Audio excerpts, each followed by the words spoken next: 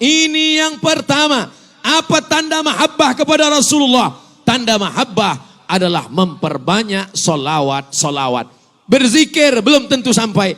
Kalau ada orang banyak berzikir, subhanallah bihamdihi subhanallahil azim, subhanallah bihamdihi subhanallahil azim, subhanallah bihamdihi subhanallahil azim, belum tentu sampai.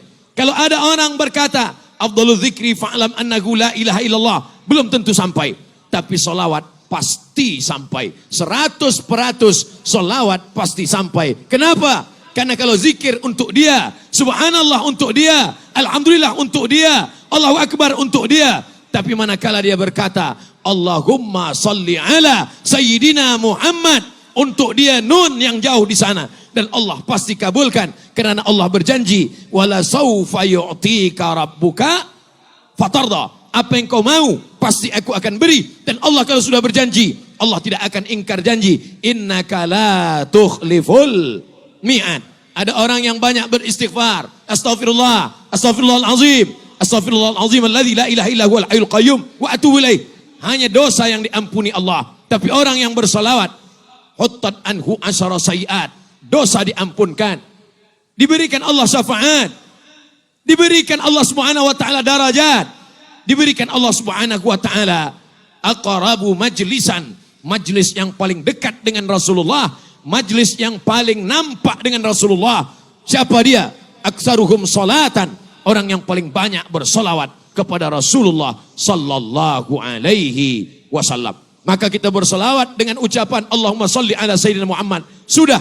Bersolawat dengan lantunan lagu. Sudah. Solawat bersama-sama. Sudah. Solawat nanti malam bersendirian. Saat bangun tahajud malam, ambil tasbih berselawat. Allahumma salli ala Sayyidina Muhammad wa ala ali Sayyidina Muhammad. Allahumma salli ala Sayyidina Muhammad wa ala ali Sayyidina Muhammad. Allahumma salli ala Sayyidina Muhammad wa ala ali Sayyidina Muhammad. Hari ini banyak orang pergi ke tanah suci Makkah, haji, umrah, lama memilih salawat. Salawat kayu tak jadi, salawat batu tak jadi, salawat permata tak jadi. 1 jam memilih salawat, lebih banyak memilih salawat, lebih lama memilih salawat daripada bersalawat. Membeli salawat 100 buah, semuanya untuk orang, 1 pun tak ada untuk dia. Ada 1 salawat, itu pun dia gantung di kaca kereta. Oleh sebab itu salawat ini untuk kita, salawat ini amalan kita. Orang yang tak bersalawat batal salatnya. Orang yang tak bersalawat batal khutbah Jumat. Orang yang tak bersalawat doa tak sampai kepada malaikat penjaga pintu langit. Itulah mengapa sebelum doa kita angkat tangan. Pertama bersyukur kepada Allah. Allahumma alhamdulillah. Setelah alhamdulillah, wassalatu wassalamu ala Rasulillah. Mana ada salawat dalam doa kunut subuh? Sami Allahu liman hamidah. Orang terus saja angkat tangan. Dia baca Allahumma hdina fiman hadait, wa afina fiman afait, wa tawallana fiman tawallait. Mana ada salawat? Salawat pada kunut subuh tidak di awal, tapi dia tetap tutup di ujung. Wa sallallahu ala sayyidina wa maulana Muhammadin nabiyil ummi wa ala alihi wa sahbihi wa baraka wa sallam. Yang kedua, apa tanda mahabbah? Kata orang Melayu, tak kenal maka tak sayang. Tak sayang maka tak cinta. Maka mari kita kenalkan Sayyidina wa Maulana Baginda Muhammad sallallahu alaihi wasallam kepada anak cucu, sahabat, jiran, kepada masyarakat kita dengan membaca buku-buku sejarah.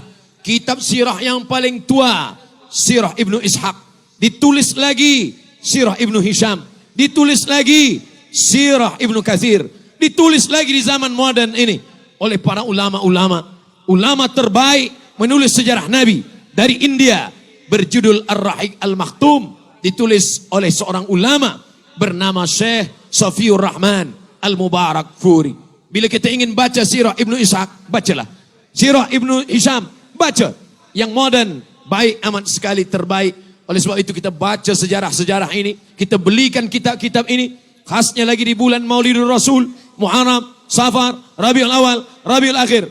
Tapi mengenang kelahiran Nabi Muhammad SAW tidak hanya pada bulan khas tertentu, sepanjang tahun maulid dengan Habib Ali Zainal Abidin hadir, maulid dengan Ustaz Fulan datang, maulid dengan Syekh Fulan datang.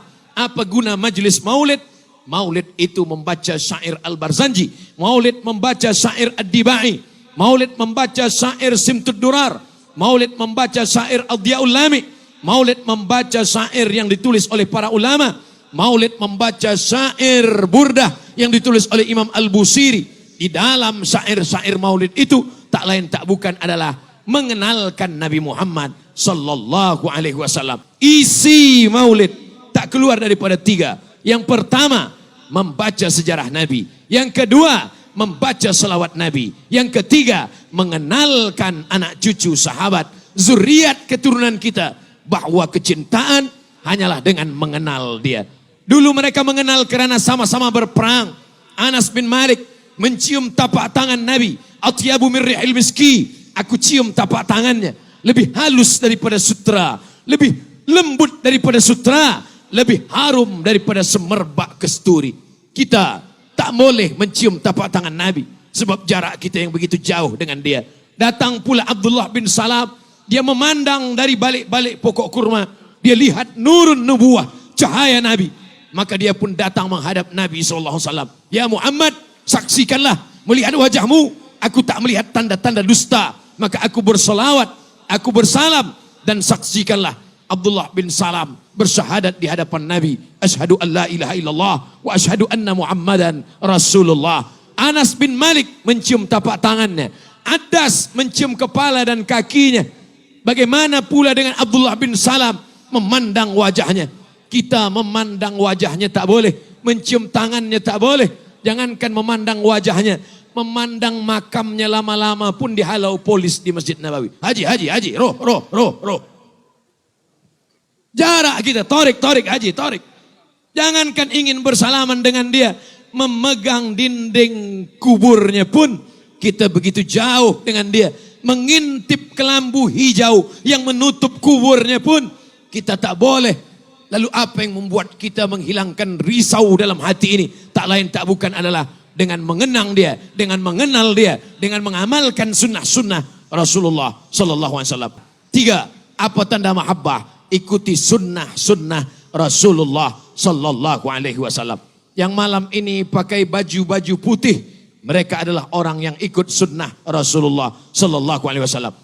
Yang malam ini memakai sorban-sorban, muda belia pakai sorban, ini adalah mengikut sunnah-sunnah Rasulullah sallallahu alaihi wasallam. Yang malam ini memakai jubah, memakai sorban, memakai pakaian putih, ini adalah sunnah. Nabi berkata, alaikum bisunnati, ikutilah sunnahku.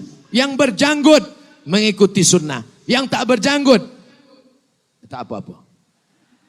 Sebab sunnah ini tidak semuanya wajib.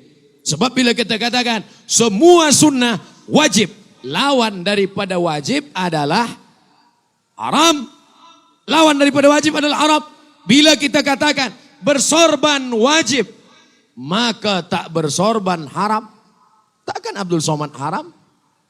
Pakai jubah wajib, berarti yang pakai seluar, yang pakai baju batik, berarti haram. Inilah kita mesti tahu hukumnya. Ada sunnah itu yang wajib, ada sunnah itu yang sunnat, ada yang sunnah itu sunnat muakkad. Ini ada hukum hakamnya. Bahkan ada perbuatan Nabi itu yang tak boleh kita ikut. Nabi SAW manakala dia meninggal dunia, dikuburkan di kamar dia. Kata sahabat muhajirin, bawa jenazahnya ke kota Makkah. Sebab dia lahir di Makkah. Kata sahabat Ansar, jenazahnya dimakamkan di Baqi. Sebab semua yang meninggal di Madinah dimakamkan di Baqi. Ikhtilaf antara Nabi dan sahabat. Ikhtilaf antara sahabat-sahabat Nabi, Muhajirin dan Ansar. Datang Abu Bakar Siddiq. Aku pernah mendengar Nabi bersabda, nahnu ma'asyirul anbiya, kami para nabi-nabi, nudfanu min haitsu namutu, di mana kami mati, disitulah kami dikuburkan. Atau kama qala Rasulullah sallallahu alaihi wasallam. Maka digalilah kubur. Nabi meninggal, di tempat Nabi meninggal itu digali tanah dan dikuburkan dia di sana. Ini perbuatan Nabi, ini sunnah Nabi, ini pesan Nabi, ini sunnah. Tapi tak boleh kita laksanakan. Abdul Somad meninggal dunia, dia tulis pesan, di mana aku mati, kuburkanlah aku di situ. Kebetulan dia sedang tausiah, Allahu Akbar, mati, takkan dikuburkan di sini. Oleh sebab itu tidak semua perbuatan Nabi itu kita ikut. Ada perbuatan Nabi itu yang wajib, ada perbuatan Nabi itu yang sunnat, ada perbuatan Nabi itu yang sunnah muakkad. Bahkan ada perbuatan Nabi itu yang tidak boleh kita laksanakan. Mana contohnya? Fankihu ma tabalakum minan nisa. Nikahilah perempuan yang baik-baik. Masna, 2. Wasulasa, 3. Waruba, 4. Fa in khiftum alla ta'dilu. Kalau kamu tak mampu, fawahidah, 1 sahaja. Sedangkan Nabi SAW, satu riwayat menyebut 9, satu riwayat menyebut 11. Maka ini bukan perbuatan yang boleh diikut. Ini adalah khususiah untuk Rasulullah Sallallahu Alaihi Wasallam. Dari mana kita tahu ini? Kalau bukan mengkaji fiqh. Sebab di fiqh itulah akan disebutkan. Ini wajib, ini sunat muakkad, ini fardu ain, ini fardu kifayah.